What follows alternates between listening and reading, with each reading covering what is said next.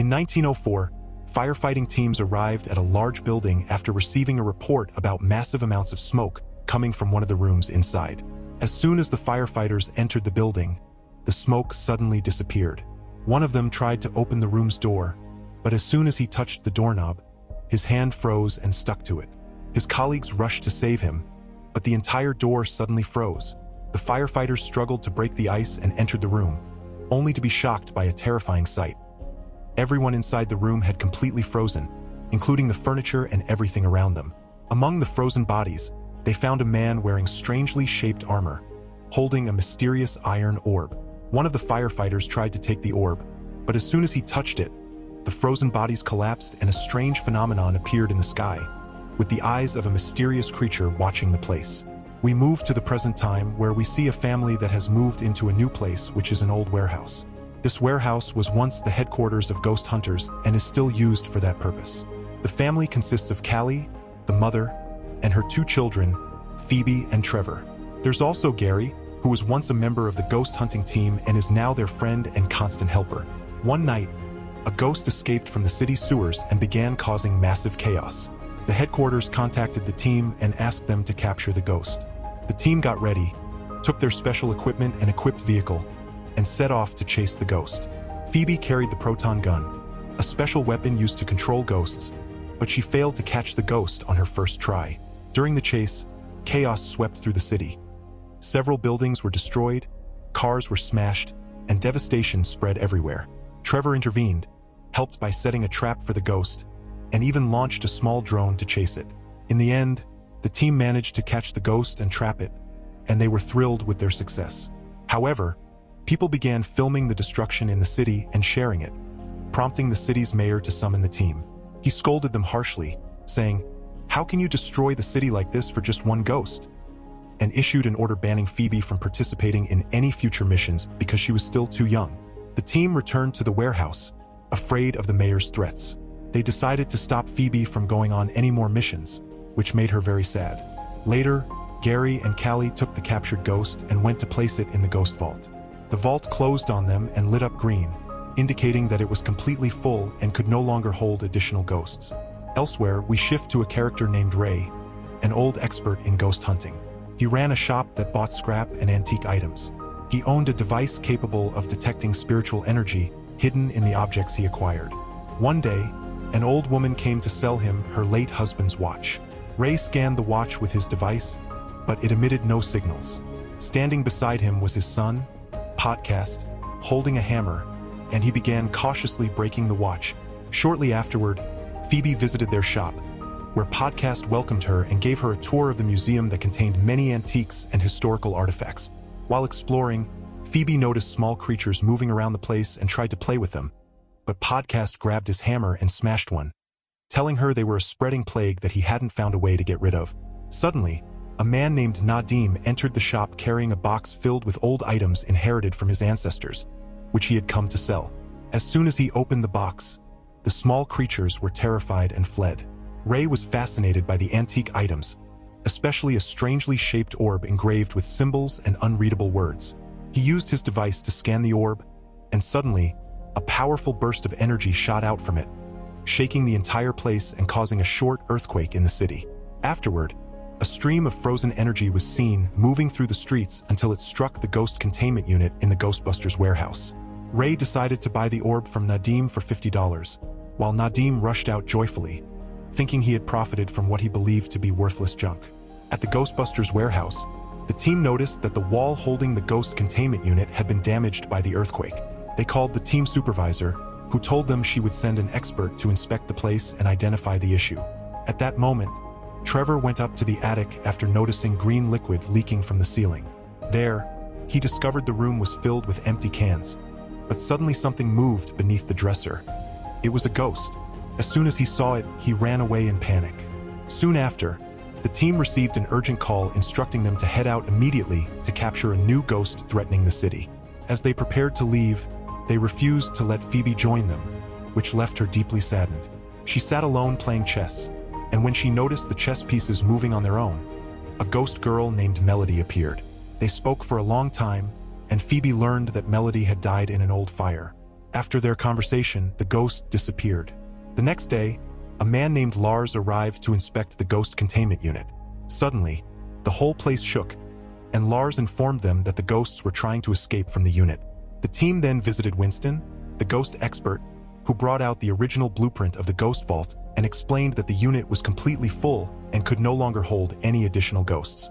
He also warned that the facility itself was very old and had sustained serious damage due to the recent earthquake. So all the trapped ghosts needed to be transferred elsewhere as soon as possible. To prevent a ghost breakout, the team moved everything to a larger, more secure storage facility, then transferred them to a secret underground laboratory. This lab was a massive research center housing a group of scientists who specialized in studying strange phenomena in the universe. Inside the lab, a large number of ghosts were kept in containment and subjected to various experiments. Ray handed the mysterious orb to Lars for analysis, and Lars placed it into a special device to release the ghost trapped inside. While monitoring the ghosts in the lab, the team came across a particularly strange-looking spirit. But suddenly, it bolted at high speed and escaped, and no one was able to catch it. Soon, the team received a new mission to catch a ghost in the city. Everyone set off, leaving Phoebe behind. At that moment, the phone rang, and Phoebe answered, being informed of a ghost that needed to be captured immediately. Phoebe quickly got ready and went with Podcast to a restaurant, where they discovered that the ghost was Melody. When Phoebe saw her, she refused to capture her and gave her the chance to escape quickly. In the main lab, Lars and Ray were trying to separate the ghost from the orb, but they weren't successful. Chaos broke out, with devices breaking and power outages. At the last moment, they managed to fix the devices and restore the power. Lars tried to manually remove the orb from the machine, but suddenly his hand froze, and the orb fell to the ground. Meanwhile, Melody approached Phoebe, and they had a long conversation. When Melody got close to the ghost vault, she quickly backed away, then said goodbye to Phoebe and left. In the lab, the orb released a massive amount of energy, causing a huge explosion and a citywide power outage. Melody was walking down the street when she heard a mysterious voice telling her that she needed to complete her next task quickly. Here, we discover that Melody had been using Phoebe to carry out a specific plan. In the warehouse where the team lived, Trevor was setting a trap to catch the hidden ghost. Before he could capture it, a violent earthquake hit the city. The whole team ran to the ghost warehouse and found that the walls had been destroyed by the quake, which raised their fear that the ghosts might escape. They quickly headed to the lab, noticing that the mysterious orb was starting to gather again. Using a special machine, they captured it and brought it near the smaller ghosts, which were quickly attracted to it. They then realized that the ghost trapped inside the orb had the ability to control the other ghosts and disable any nearby devices or machines. After that, part of the team went to Nadim's house to gather more information. There, Nadim led them to his grandmother's private room, where they found many old and highly valuable items. While they were in Nadim's grandmother's room, the team discovered large horns belonging to a strange creature. Lars noticed that everything in the room was made of copper, indicating that copper had the power to control ghosts. They then used an energy detector on Nadim, and when they passed it over his body, the device gave a strong signal.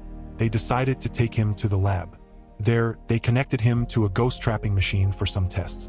During the experiment, Dr. Peter began asking Nadim questions and suddenly threw a pen at him. Nadim got angry at this move, and suddenly, the flame accompanying him intensified. The more they provoked him with the pen, the larger the flame grew. This made them realize that Nadim had the ability to control fire. Meanwhile, Podcast and Phoebe were reviewing the video they had recorded in the lab, where the ghost appeared. They noticed that the orb had writing in an unknown language, so they decided to consult an expert to translate the inscriptions. When they reached a linguist, they showed him the pictures and asked him to explain the symbols. The linguist opened an old book and began to tell them a strange story. There was a king who waged war against his enemies and sought the help of a powerful creature named Jaka. After winning the war, the king betrayed Jaka and asked a group of wizards to imprison him inside the orb and steal his horns, which gave him power. These wizards were Nadim's ancestors. The linguist told them that the day Jaka is freed and regains his horns, he will seek revenge on humanity, using ghosts and evil spirits to destroy the earth and control it with the power of ice. The linguist also showed them an old music disc and told them that a group had previously tried to open the orb and free the spirit inside, but they failed and all died after freezing. Suddenly, the disc moved and fell into a trash bag. The linguist smiled when he noticed that a ghost was behind the theft. The team tried to catch the ghost, but it hid inside a lion statue, which suddenly moved to attack them. At the critical moment, Phoebe arrived and used the proton device to destroy it. Later, the mayor of the city informed them that he would shut down the ghost hunters' headquarters. When Phoebe objected, he threatened to imprison them all. After leaving his office, they returned to their headquarters and wrote a note saying that the police had confiscated all their ghost hunting equipment. Despite these losses, the team did not give up and decided to train Nadim to use his fire-controlling power to fight Jaka and save the world. In the first training session, they brought him a lighter and a candle and asked him to transfer the fire from the lighter to the candle. He managed to move the flame a short distance, but failed to reach the candle. Elsewhere, Phoebe met Melody, who told her that she wanted to become a ghost. This gave the team a new idea. They went together to the lab where they placed Phoebe in the soul-separating machine, and Melody activated it. They succeeded in separating Phoebe's soul from her body, and Melody approached her soul to apologize. At this moment, we discover that Melody was working for Jaka, the creature trapped inside the orb, because he needed a living human soul to set himself free. Melody begins to chant a mysterious incantation, and at the same time, Phoebe's body and soul repeat the words together. After the incantations were completed, Jaka was finally freed from his prison, and he promised everyone that he would destroy the Earth and annihilate humanity. Melody admits to Phoebe that she helped Jaka because she just wanted to see her deceased family, but unfortunately, she realizes too late that she was deceived. Phoebe's soul returns to her body, and she exits the soul-separating machine, while Jaka disappears from the lab. Soon after, Jaka appears in the building where Nadim lives, enters his grandmother's apartment, retrieves his horns, and places them on his head, restoring his true form and full strength as he was in the past. At that moment, a massive black cloud appears above the city. Ice begins to crawl from the ground, everything freezes, and destruction spreads, while people die in its wake. The team quickly gathers to decide how they can stop Jaka and imprison him back inside the orb. In the lab, Nadim still struggles to control his firepower as he should. However, the team manages to recover some ghost hunting tools and equipment in preparation for the mission.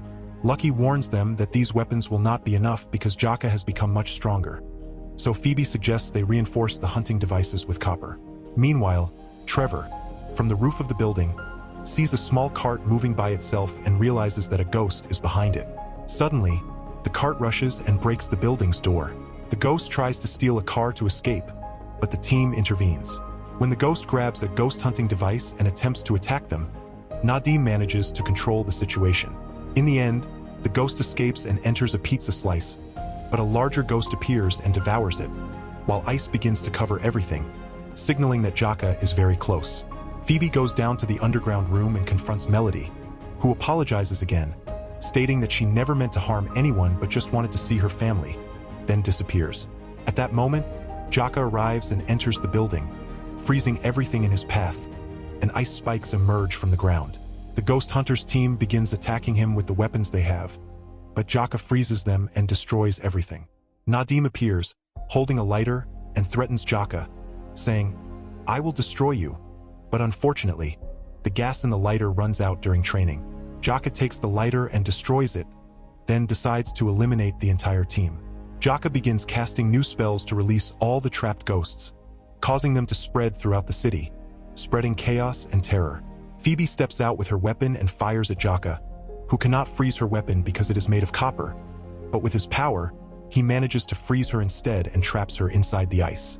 Before he can finish her off, Melody suddenly appears with a flame. Nadim seizes the opportunity, gathers all his power, forms a massive fireball, and launches it at Jaka. The team uses Phoebe's weapon to attack Jaka, and a fierce battle begins. Everyone fights with one spirit, united. However, over time, their powers start to collapse in the face of Jaka's immense strength. A group of them decides to head down to the ghost prison room, where a fierce battle ensues, but eventually, they manage to activate the powerful soul-drawing machine. Indeed, the machine begins to slowly draw Jaka in, trapping him completely inside the magic orb. When the machine lights up green, the team realizes they have finally succeeded in defeating him. After the battle, Melody approaches Phoebe, sincerely apologizes, then disappears. At that moment, all the ice covering the city melts, and life gradually begins to return. The mayor of the city appears, angry and wanting to punish the team for everything that happened. But to everyone's surprise, The city's residents defend them, thank them, and celebrate what they did to save everyone. Although Jaka was defeated, the ghosts that were released continue to roam the city. Here, the team realizes that their mission is not over yet. Now, they must hunt down those evil spirits and imprison them one by one to completely clean the city of the ghost world. And so, we reach the end of our film. Thank you for watching, my friend.